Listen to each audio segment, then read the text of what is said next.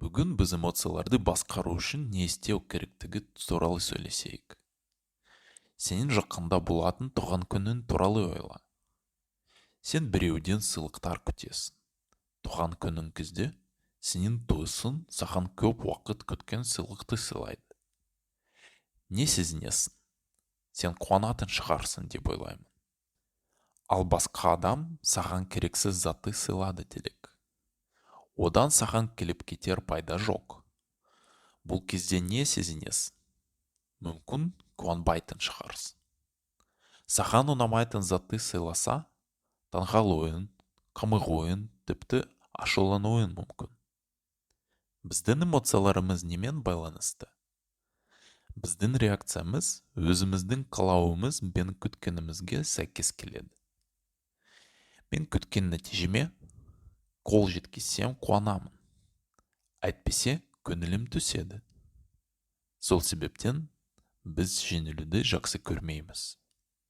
Біріншіден, мұңлы болу ұнамайды. Ал екіншіден, біз күткенімізді алмадық. Ендеше, эмоциялармен не істеу керек?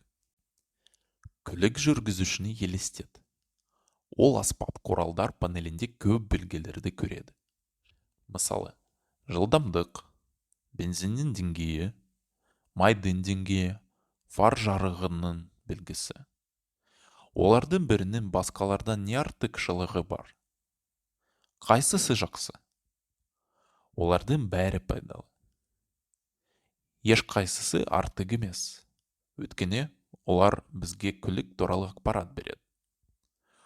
Оларды елемесек, біз маңызды сигналды байқамайтын шығармыз. Мысалы, бензин бітсе, біз бірден қиын жағдайға тап боламыз.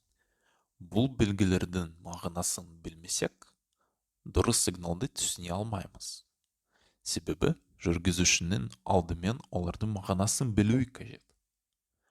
Ал сосын сигналдарға уақытылы назар аударып, дұрыс әрекет жасай алады. Ал дұрыс әрекет дегеніміз не? Бұл қандай мақсат қойғанына байланысты. Жүргізушінің мақсаты қалаға жету болса, бензиннің деңгейі төмендегенде ол жолда тоқтап жанармай қойып алады. Ал егер оның мақсаты қалған бензиннің қалаға дейін жететін тексеру болса, ол тоқтамай жүре берер еді. Шынын айтсам, ол қауіп төндіреді. Бұл эксперимент сәтсіз болса, не істеуін білу керек. Сонымен қатар, мен бір нәрсені анықтағым келеді. Әдетте эмоциялар жақсы мен жаманға бөлінеді. Бірақ бұл анық емес. Көліктің аспап құралдар панелінде жаман белгі бола ма? Жоқ. Олар бізге тек ақпаратты айтады. Ал оны жағымды не жағымсыз деп қабылдауы өзімізге байланысты. Эмоциялар жағымды немесе жағымсыз болады. Мұңлы болғаннан гөрі қуану жағымды болады. Дегенмен әр эмоция пайдалы және керекті. Сондықтан оларды түсіну керек. Спортшы өзінің эмоциялық интеллектісін дамытқысы келсе, алдымен не істеуі керек? Оның эмоцияларды түсінуді үйренуі қажет. Қандай эмоциялар бар? Қандай айырмашылықтары бар? Оларды анық атауы керек. Өйткені оларды анық атасақ, оларды басқара аламыз. Оларды анық атамасақ, олар бізден күштірек болады. Толқын сияқты, олар біздің кемемізді қайда қаласа, сонда айдап әкетеді. Сонда да кемеде капитаны бар. Ол оны басқара алады, және де кемені су бетінде ұстау үшін толқындарды қолдана алады. Осылайша мақсатына жетеді. Бұл капитан әр адамның ішінде бар. Ол мен деп аталады. Мен қуанамын, мен ашуланамын, мен мұңаямын дегенде біз эмоцияларды басқару үшін бірінші қадам жасаймыз. Егер мен ашулансам, онда мен өзімнің ашуымды басқара аламын. Солай ма? Ал егер мені қарсыласым ашуландырса, онда ол ашуды мен басқара алмаймын. Өйткені ол мені ашуландырады. менің кенім жоқ. Эмоция пайда болса, оны байқау және атау керек. Егер біз оны байқамағандай көрсетіп, оны басуға тырысамыз, алайда ол ешқайда жоғалмайды. Жүргізуші аспап құралдар панелін көрмеу үшін сындыра алады немесе жаба салады. Бірақ бұдан кімге пайда? Сондықтан өз эмоцияларын қорықпай қарсы алуы керек. Сонда ғана біз оларды жақсырақ түсіне аламыз. Эмоция пайда болса, біз оны жоя алмаймыз, бірақ айта аламыз. Қандай жолмен айта аламыз? Біріншіден, ешқандай. Оны көзге ілмей, біз назарымызды басқа жаққа аудара аламыз. Мүмкін көмектесетін шығар, бірақ тұрақты тәсіл сияқты тиімді емес. Себебі біз көңіл-күйімізді, ішкі жан дүниемізді түсінбей қаламыз. Екіншіден, өзіңді еркіне жіберу. Нене жасағың келсе, дәл сол сәтте жасай аласың. Алғашқыда бұл өте маңызды, себебі сезімдердің әр алуандығын жақсырақ сезіне аламыз. Эмоциялар бір-бірінен ерекшеленеді. Тағы да ішінде әр түрлі реңктері бар.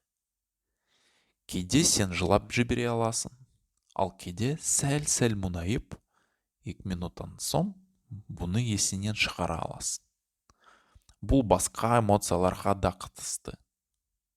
Мен ашуды сезіне аламын, әлде қаһарды сезіне аламын. Бұл реңктерді сезінетін адам өзінің өмірін жарқын, қанық және мазмұнды етеді.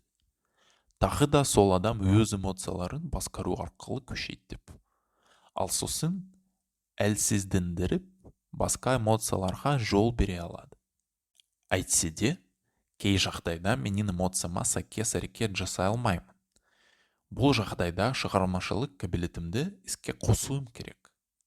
Сондықтан, мен эмоцияларымды басқа тәсілмен шығаруды меңгере аламын. Жақын адамымызға дауыстап, өзі сезімімізді айта аламыз. Тағы да оларды түгел денімізбен сезіне алсақ, пайда болған эмоциямызды сыртқа шығара аламыз. Мысалы, көзден жас ақса, эмоциямыз бірге шығады. Біраз уақыт өткен соң, сабыр келеді. Ал егер сенің эмоцияларың баяу болса, денене интенсивті физикалық жұмыс істеді. Өзіңнің күшті эмоцияларыңды қағазға түсіре аласың. Суретшілер осылайша қиын өмірлерінде өздеріне көмектескен екен.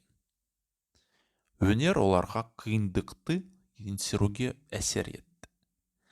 Мен музыка, билеу және сурет өнері туралы айтып отырмын. Кез келген жол жарайды. Ал енді тағы бір басқа жол туралы айтайын деп едім. Эмоцияны ойынға айналдыра аласың. Ренжісем немесе ашулансам, менің сүйікті фильмімнің немесе компьютер ойынның кейіпкері сол жағдайда не істер еді деп ойлаймын. Ол қалай істер еді? Не айтар еді? Өзіңді оның денесінде сезініп, бұл эмоцияны оның көзқарасымен байқап көрші. Маған спортшылар жиі уайымнан құтқарыңызшы деп шағымданады. Бірақ бұл керек емес. Спортшы үшін жарыс алдында уайымдау, қобалжу қалыпты жағдай. Бірақ ол тым күшті болса, концентрацияға кедергі жасайды. Эмоция бізді жаулап алған кезде не болады? Бұл кезде ол біздің әрекеттерімізді таңдайды. Біз емес. Қорқынышым менен күштірек болса, мен жиырыламын. Оның айтқанын істеймін. Ашулансам, ақылымнан айырыламын және де артық сөйлеп қоямын. Ашу үстінде ес болмас. Эмоцияларды басқаруды білетін адам оларды тыңдайды, бірақ өзіне керегін жасайды. Мысалы, мен қорқынышты сезінсем де, жоспарлаған ісімді жасай аламын. Сонда бірте-бірте өзім бақылауым нығаяды. Енді біз эмоцияларымызды байқаймыз, сезінеміз және орынды түрде шығарамыз. Бәрін үйренсең, әр эмоция сен үшін жаңаша ашылады. ал сенің өмірің жарқындау және түрлі түсте болады. Ал спортшы үшін бұл ең маңызды нәрсе ғой. Сенде эмоцияларды шығару жолдары көбірек болса, соғұрлым жақсы болады. Спорттық өмірде нәтижелер, көрсеткіштер маңызды, бірақ процесс те маңызды. Жетістік жолында спортшы рахаттануды сезінуі керек. Эмоциялар туралы біз шексіз сөйлесуге болады. Қызығушылығың болса, кітаптардан түгел ақпаратты тауып аласың. Ең соңында саған бір жаттығу ұсынып отырмын. Бұны жасасаң, сенің өміріңнің эмоциялық тұстарын зерттей аласың. Өзің білетін және басыңнан өткізген эмоцияларды есіне түсір. Олардың тізімін жаса. Әр эмоцияның қарсысына оларды шығарудың 3 тәсілін жаз. Эмоциялық интеллект меңгеруде саған сәттілік тілеймін. Кемесін қайда жүргізуді білетін және ауа райын әр өзгерісін тиімді қолдана алатын капитан бол. Келесі бөлікте кездескенше сау болыңыз.